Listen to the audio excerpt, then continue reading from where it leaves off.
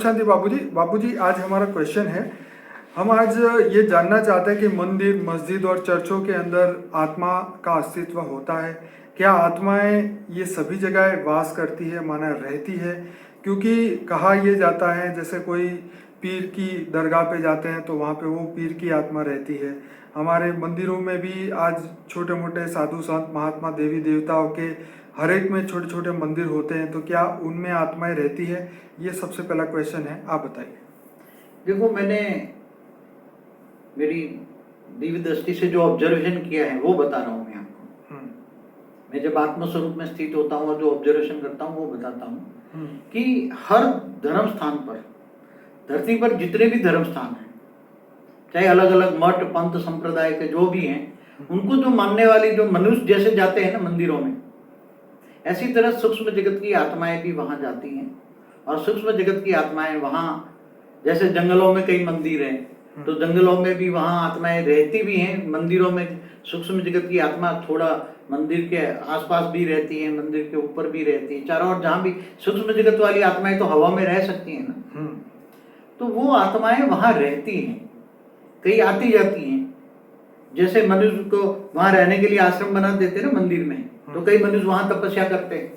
तो ऐसी तरह सूक्ष्म जगत की हर धर्म की आत्माएं वहां तपस्या करती हैं, रहती हैं, आती जाती भी हैं और रहती भी हैं। इसलिए कोई ये नई नहीं है, पहले से हो रहा है।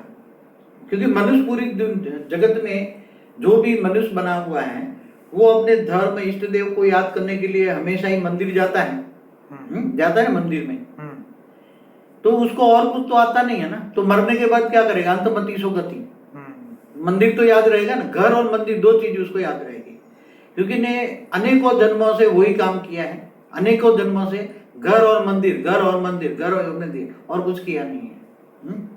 तो वो मरने के बाद भी वही काम करेगा ना, और कुछ करेगा क्या? जब तक रिबॉर्न नहीं होगा। मगर आजकल तो रिबॉर्न होना बहुत मुश्किल है, क्योंकि जन्म लेने वाली आत्माएं बहुत सारी, ढेर आत्माएं बैठी हैं, इसलिए रिबॉर्न होना बहुत मुश्किल है। इसलिए ये आत्माएं, उनमें भूत प्रेतों की भी आत्माएं होती है, अच्छी आत्माएं भी होती है, बुरी भी आत्माएं होती है, वो वहां रहती है और मंदिरों की रक्षा भी करती हैं। बाबूजी, मैंने सुना था कि यहाँ राजस्थान में तिरुपति मंदिर, बालाजी का मंदिर है, वहाँ पे कहते हैं कि 3 किलोमीटर मंदिर से 3 किलोमीटर के ओरा में अगर कोई भी है, ऐसे कोई भी व्यक्ति आ जाए जिसमें आत्मा प्रवेश कर गई है, तो वो आत्मा वहाँ आते ही वो निकल जाती है। तो क्या ऐसा कुछ होता है जो उसको निकालता है, या वो मंदिर में वो पावर है?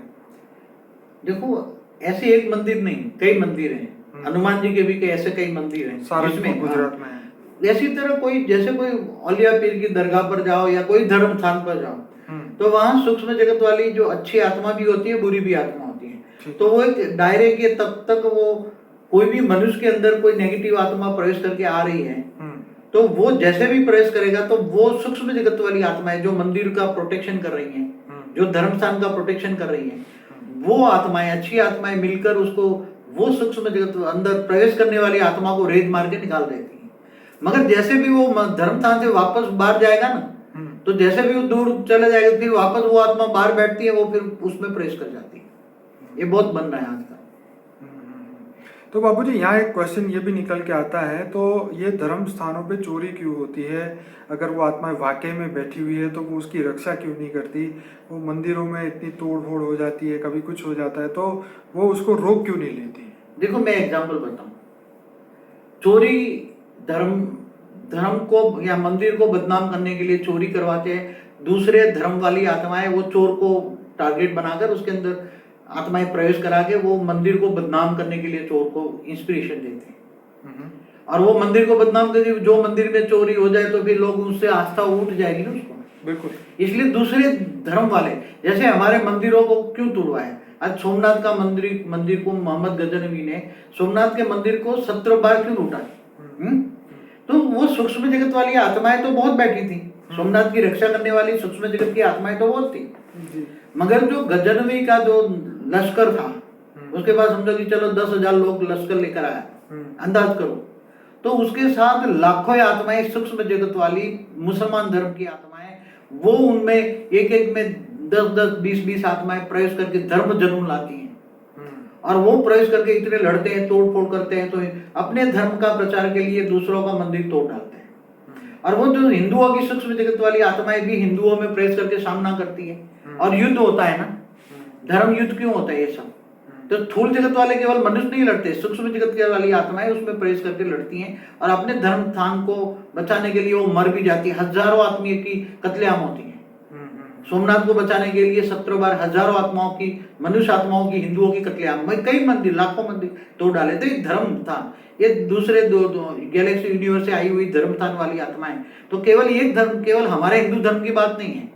यहूदिया और इस्लाम के बीच में भी रोम, बहुत पश्चिम के देशों में भी बहुत धर्म युद्ध हुए, अलग अलग धर्मों में बहुत युद्ध। आप हिस्ट्री उठा के देखो हर जगह। इसके साथ ये भी क्वेश्चन निकलता है कि नेचुरल कैलामिटीज जो होती है, जैसे केदारनाथ में हुआ कि पूरा जो पहाड़ आसपास के वहाँ पे पानी का इतना जबरदस्त आया कि सब कुछ बहुत ही खराब हो गया। 2 साल पहले जो माहौल हुआ केदारनाथ के आसपास, हजारों लोग वहाँ पे पिलग्रिम्स जो थे वो सब मर गए, मंदिर के अंदर ही इतनी बुरी हालत हो गई। तो ये सूक्ष्म दुनिया की आत्माओं ने उस नेचुरल कैलामिटी को क्यों नहीं रोका? मैंने एक वीडियो में कहा है कि नेचुरल कैलेमिटी को भी मतलब लाना है तो ये सूक्ष्म जगत की, समझो कि लाखों करोड़ों आत्मा एक रूप हो जाए, और वो एक संकल्प करे कि यहाँ चारों ओर से बादलों में प्रवेश करके बादल ला के धनाधन बारिश कर दे, या साइक्लोन लाए, तो वो साइक्लोन भी ला सकती है, बारिश भी करवा सकती है। सूक्ष्म जगत की आत्माएं कुछ भी कर सकती है ना, वो करोड़ों की तादाद में होती है, बदनाम करने की, हिंदुओं के मंदिरों को तोड़फोड़ करने के लिए, बड़े बड़े मंदिरों का नाम बदनाम करने के लिए कुछ भी कर सकती है। लोगों की आस्था उठ जाएगी, 5-10 हजार लोग मर जाएंगे तो लोग फिर दोबारा नहीं जाएंगे, लोगों की आस्था उठ जाएगी, विश्वास उठ जाएगा। तो ऐसा अपना धर्म की स्थापन करने के लिए दूसरे को धर्म का विनाश कराते हैं। सूक्ष्म जगत वाली आत्माएं लाखों करोड़ों की तादाद में होती हैं, वो साइक्लोन भी ला सकते हैं और ये करते हैं, नेचुरल कैलेमिटियां भी ला सकते हैं, और कईयों में प्रवेश करा के बड़े बड़े धर्म युद्ध भी होते हैं। चलिए, ये तो खैर जब साइंस ज़्यादा और डेवलप होगा तो कुछ हमें और प्रूफ मिलेंगे फिजिकल तौर पे। सूक्ष्म दुनिया में तो आपने अभी बता ही दिया। और हमारा पुनर्जन्म परलोक जो बुक है उसमें भी बहुत सारे किस्से ऐसे लिखे हुए जिसमें मंदिरों के अंदर भी ऐसी सूक्ष्म दुनिया, सूक्ष्म आत्माएं रहती है, उनके बाहर जो पेड़ पौधे होते हैं उसमें भी रहती है। ये बातें हमने तपस्या करती है ना जी, पुनर्जन्म और परलोक की किताब में भी पढ़ी हुई है। वो अपने शास्त्रों में तो मानते हैं ना, पहले भूत प्रेत योनि मानी है ना अपने शास्त्रों में। बिल्कुल, हिंदू शास्त्रों में तो भूत प्रेत योनि को मानते हैं, जैसे मनुष्य योनि है ना, जैसे 84 लाख योनि है, ऐसे भूत प्रेत योनि को हमारे हिंदू शास्त्र तो पहले से ही मानते हैं ना। इसलिए नहीं मानते ऐसा तो सवाल नहीं। और मंदिरों में क्या करेंगे, भूत प्रेत क्या करेंगे? मंदिरों में जाके तपस्या करेंगे ना, जैसे मनुष्य जाके तपस्या करते हैं, आश्रमों में जाके बैठ के तपस्या करते हैं ना, अपने इष्ट देव का स्मरण करते हैं, उसको याद करते हैं, तो ऐसी तरह हर भूत प्रेत भी करते हैं। और आज इतने धर्म भी कहाँ से आए, वो मैंने पूरी वीडियो में बोला है, वो भी खास देखना। इतने धर्म, मठ, पंथ, संप्रदाय कहाँ से आए, इतनी पॉपुलेशन, और पॉपुलेशन क्यों होती जा रही है?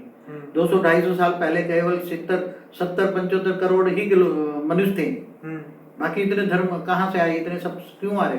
ये सब सूक्ष्म जगत से आ रहे हैं। कहाँ से आ रहे हैं? ये मेरी वीडियो है, अनेक धर्म कहाँ से है।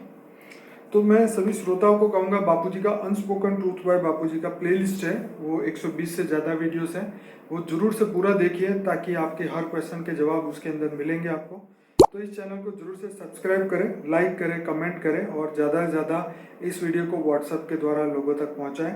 और ऐसे ही सभी प्रश्नों के जवाब, history of universe, today's multiverse, creation of ब्रह्मांड, जो महाब्रह्मांड, सब बापूजी ने बताए हैं अपने 7 सीक्रेट ऑफ शिवा के वीडियो के अंदर, कि शिव, महाशिव, परम महाशिव कौन है और ये रचना कैसे हुई, हर जगह मंगल पे जीवन है या नहीं, वो बहुत बढ़िया वीडियो है। टाइम ट्रैवल्स के ऊपर बहुत बढ़िया वीडियो है, आकाशिक रिकॉर्ड के ऊपर बढ़िया वीडियो है। तो ऐसे बहुत सारे बढ़िया वीडियोस हमने रखे हैं आप लोगों के लिए कि सत्य ज्ञान आपको हो जाए, क्योंकि समय बहुत कम है, परिवर्तन निश्चित है। तो हम सभी का धन्यवाद करते हैं बापूजी, आपका